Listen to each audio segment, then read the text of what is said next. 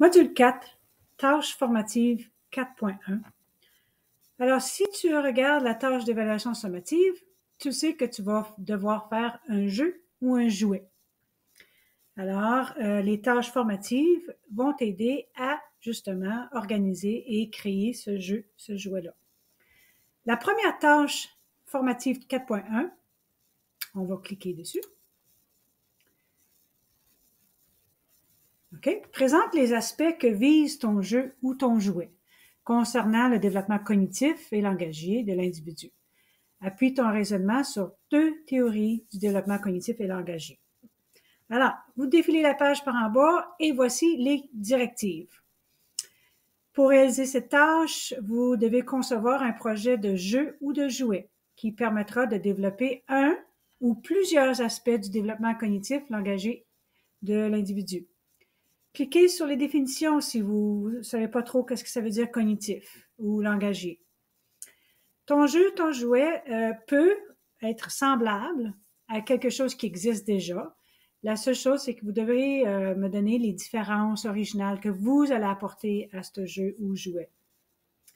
Consulte le lien suivant pour déterminer quelle sorte de type de jeu ou de jouet que vous allez faire. Bon, première chose, présente le jeu ou le jouet. Donne une description de son déroulement. Comment on joue? Comment ça fonctionne? C'est quoi les étapes de ce jeu-là?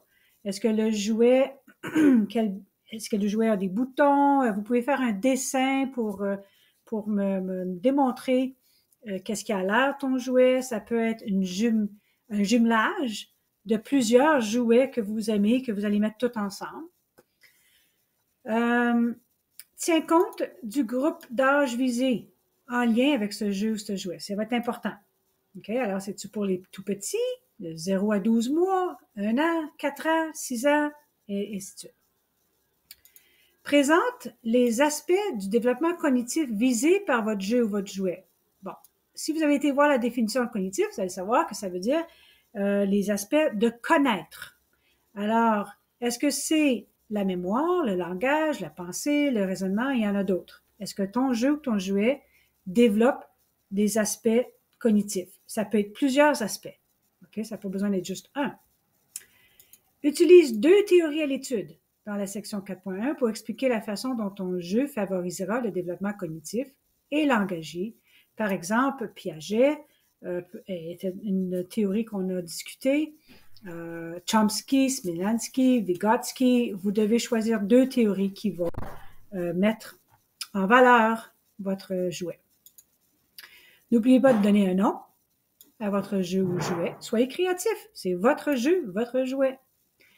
Un simple traitement de texte pour me présenter votre tâche formative 4.1. Par la suite, à la tâche sommative, vous allez devoir utiliser un outil plus interactif. Pour illustrer votre jeu, tu peux inclure des photos, des dessins, ainsi de suite. Maintenant, j'aimerais que vous m'écrivez un courriel pour me dire le mot mystère de cette présentation. Et le mot mystère, c'est jouet. Merci. Au revoir.